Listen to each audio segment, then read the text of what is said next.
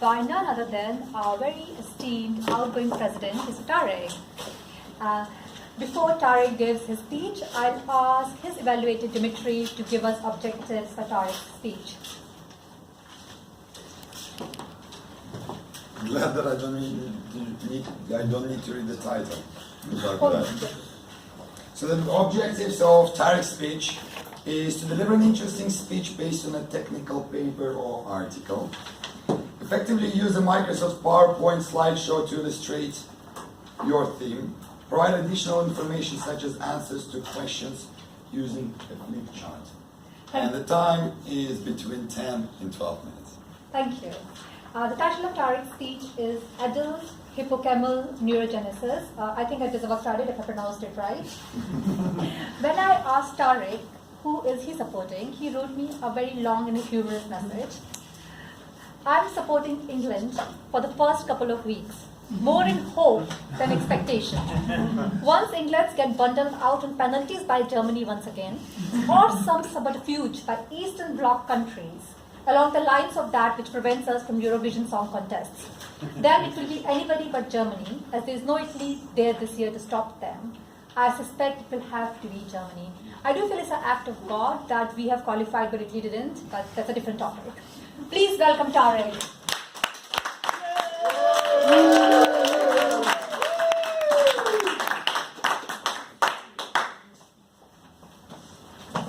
Can everybody see that? Raise your hands if you have heard of this saying, you can't teach an old dog new tricks. Right, all of you. Keep your hands raised if you believe it to be true. All right, only just a few of you. That's interesting. Park that thought, we'll come back to it at the end.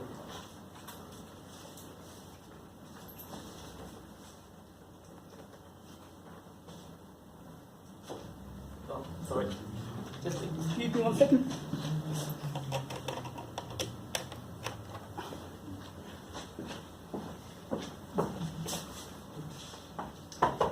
Human hippocampal neurogenesis. Cast your minds back to early April. What were you thinking about? What were your concerns? Was it the Novichok virus or chemical agent? Were you worried about nuclear war in the Far East? Or the start of Third World War in the Middle East when the Allies bombed Syria? Or maybe some of you were worried about your end of tax year planning. Whatever it was, this important study got overlooked by the media. I believe it is very important and it has profound implications for us all. Today, I want to discuss what human hippocampal neurogenesis is. I'll start off by talking a little bit about your brain, then why this study is so important, and what you can do about it, what you need to do to take advantage of its findings. And then we'll wrap up with a conclusion and summary. So let's get started. This object is the most complex object in the universe. This little lump of matter has peered back 13.8 billion years to work out the mysteries of time, matter, and energy. This little lump of matter has deciphered the code of life. This little lump of matter has created moving arts and images that can move us to tears and distraction. Yet, how it functions is very little understood. We are really at a very primitive stage of understanding how our brains work. Why some people remember things. How some people can learn new things very easily. Why some people forget. All these mysteries lie in our brain. And the key to those is the neurons. Neurons. There are 1 billion of these neurons in your brain, typically. And these neurons interconnect with each other to create 80 trillion interconnections. That's 80 million.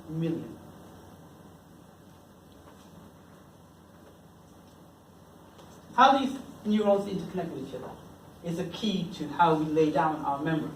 How something disparate can conjure up a whole stream of events. This interconnectivity is called neuroplasticity. Let me demonstrate it. Close your eyes for a second and think about your grandmother. Right. You might have seen your grandmother yesterday or last year, or she may no longer be with us. But when you think of your grandmother, whole stream of memories and emotions come flooding back. You might remember her touch, her smell, the aroma of her cooking, how she sang you a lullaby, the texture of her clothes. And how does all that happen? Different parts of the brain, because they are interconnected, fire up together. Neurons that connect together, fire up together, as this pictogram shows. The same colors might be in different parts of the brain, but when you think about memory, they all come flooding back, because they all interconnect to each other. Our common belief has been that you're born with all the brain cells you need in life, and then once you get to the early 20s, once these connections have been laid, you start losing your brain cells. And it's downhill from there. There's no hope for us at all. So think again. Human hippocampal neurogenesis, according to a study led by Dr. Maura Baldrini of Columbia University, asserts that neurogenesis, that's the creation of new neurons, continues into advanced old age.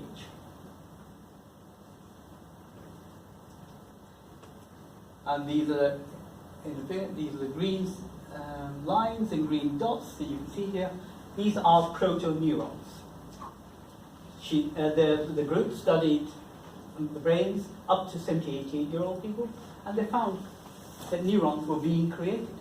So why is it that we've succumbed to Alzheimer's and dementia? And we accept the saying that you can't teach an old dog new tricks and things like that. So what is happening? What can you do? What can be done?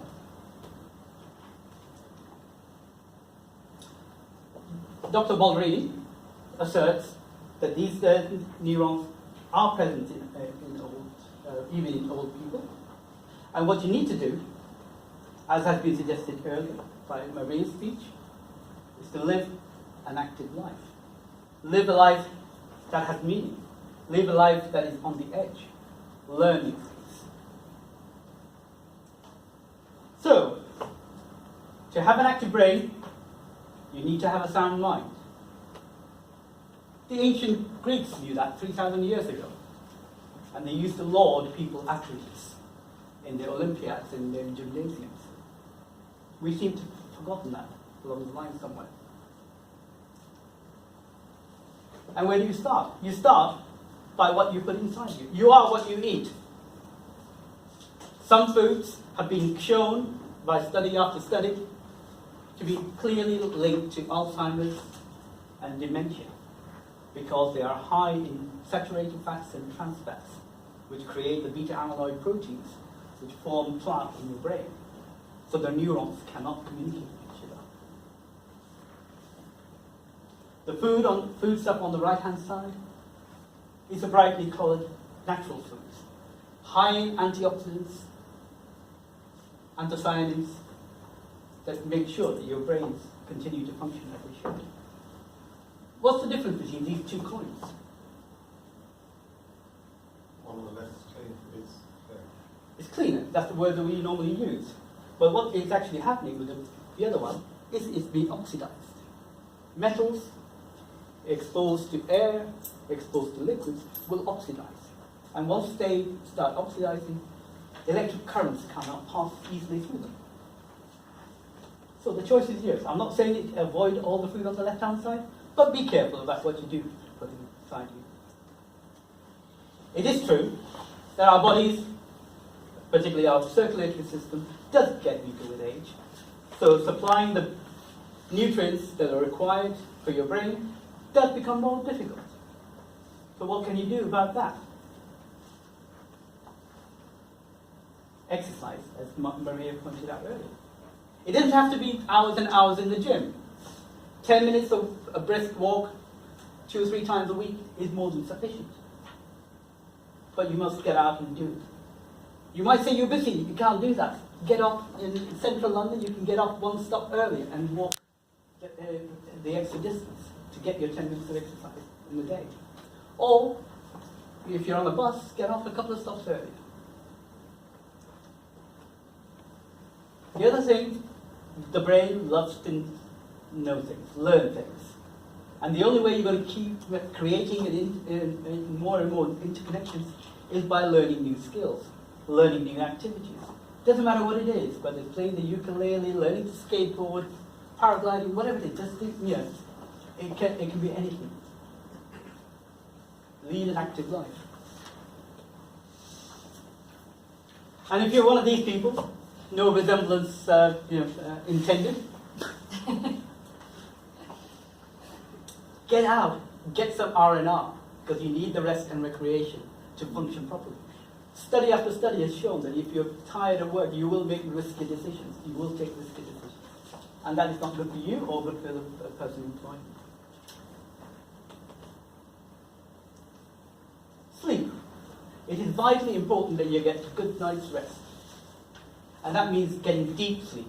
It might be 4 hours for you, it might be 6 hours. Well, whatever it is, that is, deep sleep is where your body flushes out all the toxins and debris in your brain and cleanses the system, ready in preparation for the day.